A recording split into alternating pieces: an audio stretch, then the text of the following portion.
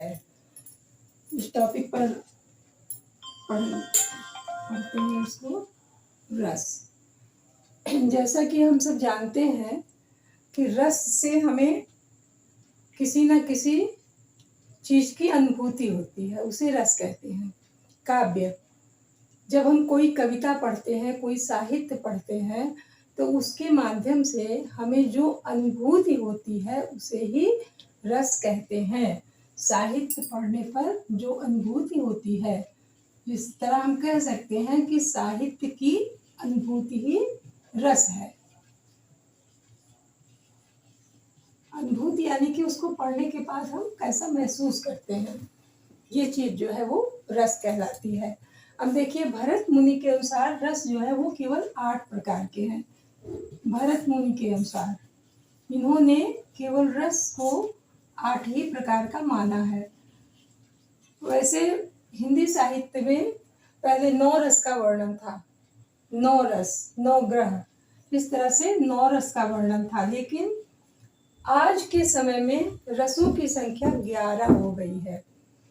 उसमें 2 रस और जोड़ दिए गए हैं साहित्य के क्षेत्र को देखते हुए।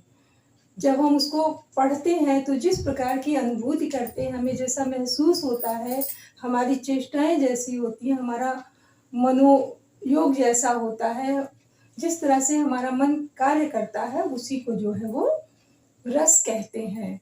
अब आगे हम देखते हैं कि रस के कितने मुख्य भाग होते हैं। कि रस के मुख्य 4 भाग होते हैं।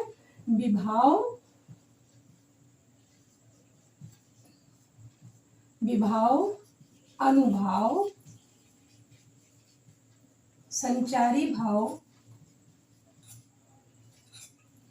विभाव, अनुभाव, संचारी भाव और अस्थाई भाव। प्रत्येक रस में अस्थाई भाव का मुख्य स्थान है।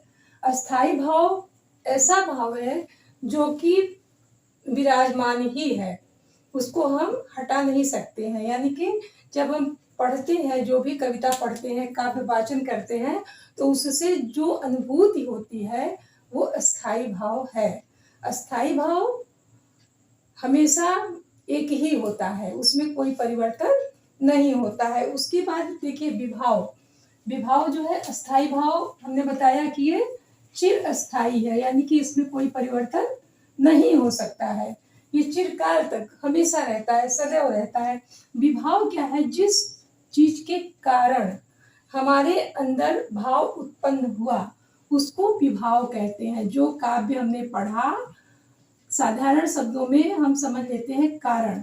जिस काव्य को पढ़ने के कारण हमारे मन में भाव उत्पन्न हुआ या हमने कोई चेष्टा करी, उसको जो है कहते हैं विभाव। उसके बाद देखिए अनुभाव क्या है?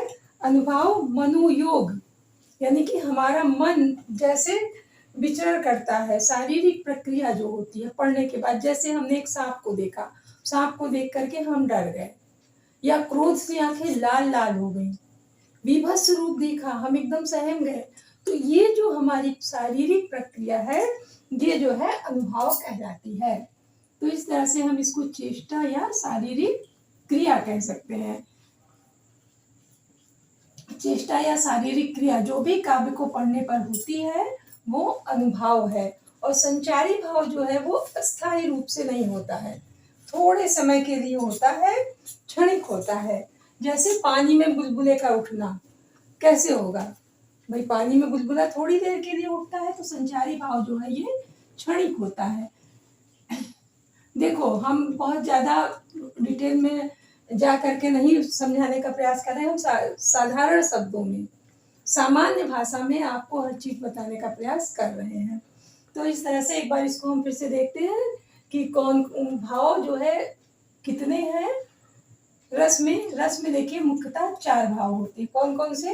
विभाव, अनुभाव, संचारी भाव और अस्थाई भाव। अस्थाई भाव सदैव रहता है, यानी कि चिरकाल तक रहता है, उसमें कोई परिवर्तन नहीं होता है। उसके बाद संचारी भाव क्षणिक होता है। जब हमने काव्य को पढ़ा, कोई चेष्टा करी, उससे जो थोड़ी देर के लिए हमारे चेहरे का भाव आया या हमारे हाथ का भाव आया, आंखों का भाव आया, वो जो है क्षणिक संचारी भाव होता है। ये सब अधिक समय तक टिकाऊ नहीं होता है। अनुभाव जो है, जो शारीरिक चेष्टा की गई या मन के भाव को प्रकट किया गया उसे अनुभाव कहते हैं। और विभाव जो है वो कारण बनता है शारीरिक चेष्टा का या किसी भाव का, उसे विभाव कहते हैं। अब हम लोग देखते हैं कि रस कितने प्रकार के होते हैं और उन सभी के स्थायी भाव क्या क्या हैं। तो देखते हैं हम लोग कि रस जो है कितने प्रकार के हैं। देखिए, सबसे पहले जो है वो है हमारा श्रृंगार रस। श्रृंगार रस प्रमुख रस है। परीक्षा में ज्यादातर आपके 4 रस आते हैं, अन्य कभी कभार आते हैं। देखिए, एक तो श्रृंगार रस हो गया, दूसरा हो गया वीर रस, तीसरा हो गया हास्य रस और चौथा हो गया रौद्र रस, करुण रस।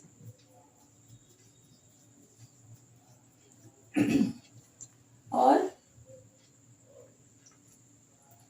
बीभत्स रस, बीभत्स रस, शांत रस, भयानक रस, श्रृंगार रस, वीर रस, हास्य रस, रौद्र रस, करुण रस, बीभत्स रस, शांत रस, भयानक रस, वात्सल्य रस, भक्ति रस,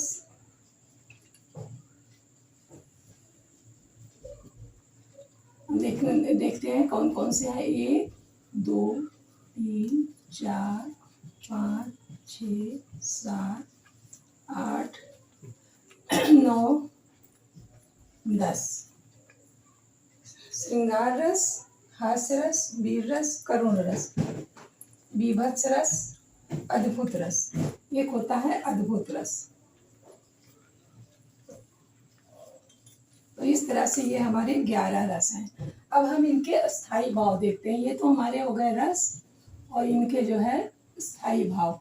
स्थायी भाव हमेशा एक ही होते हैं, इसलिए इनको हमें सीखना और जानना बहुत जरूरी है। देखिए, श्रृंगार रस का स्थायी भाव होता है रति। श्रृंगार रस 2 प्रकार का होता है, एक संयोग श्रृंगार होता है और दूसरा वियोग श्रृंगार होता है। देखिए, अब इसको हम याद कराने के उससे एक छोटा सा वाक्य बनाते हैं। जैसे कामदेव ने श्रृंगार किया और रति को पाया। इस वाक्य के माध्यम से हमको याद हो जाएगा, कामदेव ने श्रृंगार किया। हम जानते हैं कि कामदेव पुरुषों में सबसे सुंदर पुरुष थे। कामदेव ने श्रृंगार किया और रति उनकी पत्नी का नाम था, किया और रति को पाया। अब इसमें हम देखते हैं हमारा दोनों शब्द आ गया, रस का नाम भी आ गया और इसका अस्थाई भाव भी आ गया। तो अगर ये सेंटेंस हम पढ़ेंगे तो हमें इसका अस्थाई भाव याद हो जाएगा। उसके बाद देखिए वीर रस। वीर रस का अस्थाई भाव होता है उत्साह। उत्साह यानी कि ऐसा काव्य जिसको पढ़ने से व्यक्ति के मन में उत्साह उत्पन्न हो, वो बहुत उत्साहित हो जाए, कुछ करने की चाह जागृत हो जाए। तो वीर उत्साह रस में उत्साह में भर उठे। वीर जो है वो उत्साह से भर उठे, उत्साह से भर उठे। अब देखिए, इस सेंटेंस में अस्थाई भाव और रस दोनों का नाम आ गया है। अस्थाई भाव हमारा उत्साह है और वीर जो है वो रस का नाम है। तो इस वाक्य के माध्यम से हमको ये याद हो जाएगा। इस तरह अगर हम याद करेंगे तो बहुत आसानी से अच्छी तरह से ये याद हो जाएगा। उसके बाद देखिए तीसरा है हास्य रस। तो अभी हास्य रस का अस्थाई भाव होता है हास। हास का मतलब होता है हंसना, यानी कि ऐसा काव्य जिसे पढ़कर हमारे मन में हंसी उत्पन्न हो, हम हंसने की कोशिश करें,